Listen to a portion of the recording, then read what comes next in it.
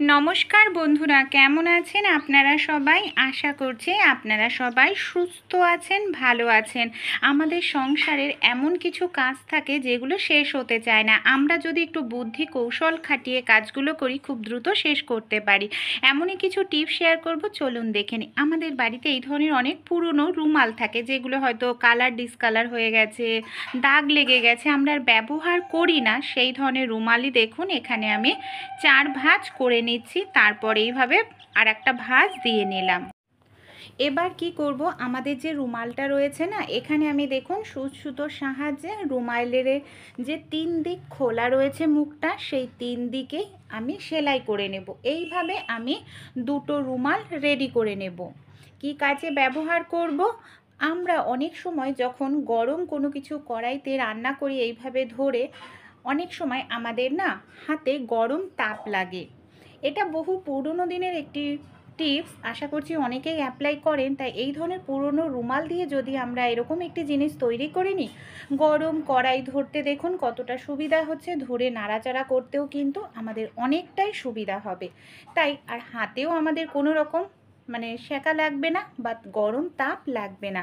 তাছাড়াও বিশেষ করে ভাতের হাঁড়ির যখন আমরা ফ্যান গালতে যাই, দেখা যায় আমাদের হাতটায় কিন্তু অনেকেরই সেকা লাগে। তাই এইভাবে দুটো রুমাল তৈরি করে নেবেন, কত সহজেই গরম হাঁড়ির আপনারা দেখুন ধরে ফ্যানটা গেলে নিতে পারবেন। তাই রুমালগুলো ফেলে না দিয়ে এইভাবে আপনারা রিইউজ করে নিতে পারেন। পরের যে টিপসটি শেয়ার করব, ডালের বড়ার তরকারি তো ভালো লাগে, কিন্তু বর্ষাকালে ডালের বড়ি যদি আমরা কিনে রেখে দিই ঘরে, কিছুদিনের মধ্যে পোকা ধরে যায়। তাই সামান্য পরিমাণ তেল যদি ডালের বড়িতে খুব ভালো করে এইভাবে লাগিয়ে রাখতে পারেন, তাহলে দেখবেন ডালের বড়িতে কিন্তু পোকা ধরবে না।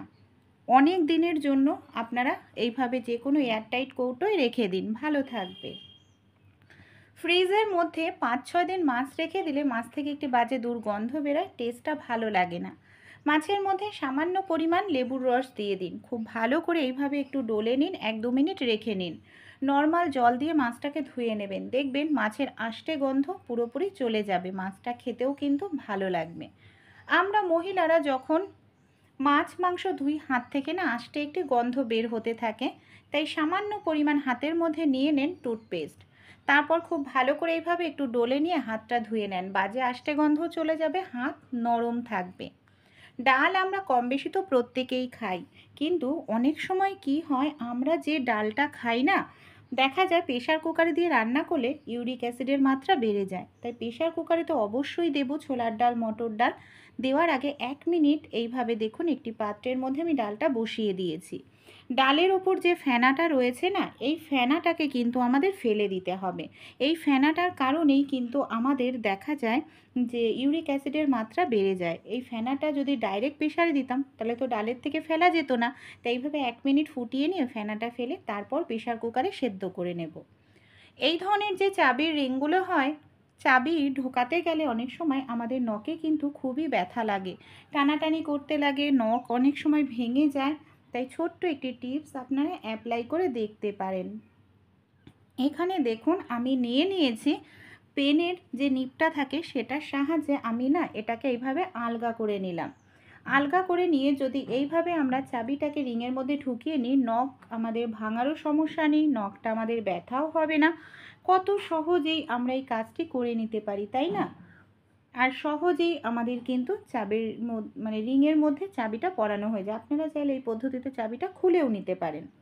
ছোট মাছ আমাদের কাটতে অনেকটা সময় লাগে, ছোট্ট একটু টিপস অ্যাপ্লাই করতে পারেন। আমাদের বাড়িতে যে এই ধরনের ক্লিপ থাকে না, জামা কাপড়ের ক্লিপ অনেক সময় ভেঙে যায়, ক্লিপের সাহায্যে আপনারা কিন্তু খুব দ্রুত মাছের আঁশ ছাড়িয়ে নিতে পারেন। হ্যাঁ বন্ধুরা, অনেকেই যারা নতুন সংসারের কাজবাজ করছেন, বটি দিয়ে ছুরি দিয়ে মাছ কাটতে গেলে হাত কেটে যায়, বা অনেকেই দেখা যায় যে দাঁড়িয়ে দাঁড়িয়ে মাছ কাটতে কোমর ব্যথা করে, যাদের কোমরের সমস্যা বা বটিতে বসতে অসুবিধা হয়, যে কোনোভাবেই কিন্তু আপনারা একটি ক্লিপের সাহায্যে মাছের আঁশ খুব দ্রুত ছাড়িয়ে নিতে পারেন। শুধু উল্টো দিকে ক্লিপটা দিয়ে টানতে হবে, দেখুন কত সহজেই আঁশটা ছাড়ানো হয়ে গেল।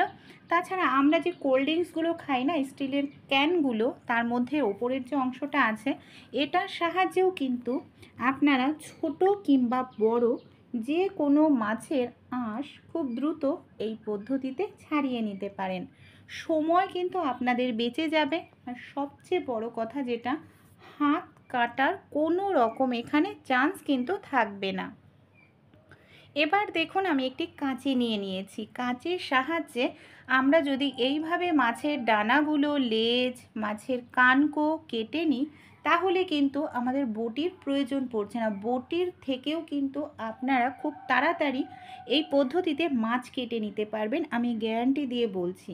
দেখুন কত সহজ, এই 1 মিনিটও লাগলো না। আমার দুটো মাছ কিন্তু এখানে কত সুন্দরভাবে আঁশ ছাড়িয়ে কেটে নিলাম। এই ধরনের সাদা পিসটা প্রত্যেকের বাড়িতেই থাকে। সাদা পিসটায় সামান্য পরিমাণ রিফাইন তেল দিয়ে একটি ব্রাশের সাহায্যে খুব ভালো করে আমি তেলটাকে লাগিয়ে নিচ্ছি। এবার বন্ধুরা এটাকে কি কাজে আমরা ব্যবহার করতে পারি।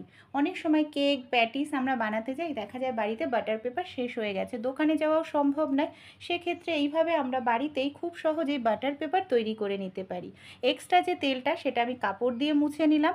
আর এটা যদি আমরা তৈরি করি, বাজার থেকে যে অনেক দাম দিয়ে বাটার পেপার কিনে নিয়ে আসি, তার থেকে কিন্তু এর খরচাটা অনেকটাই কম পড়বে।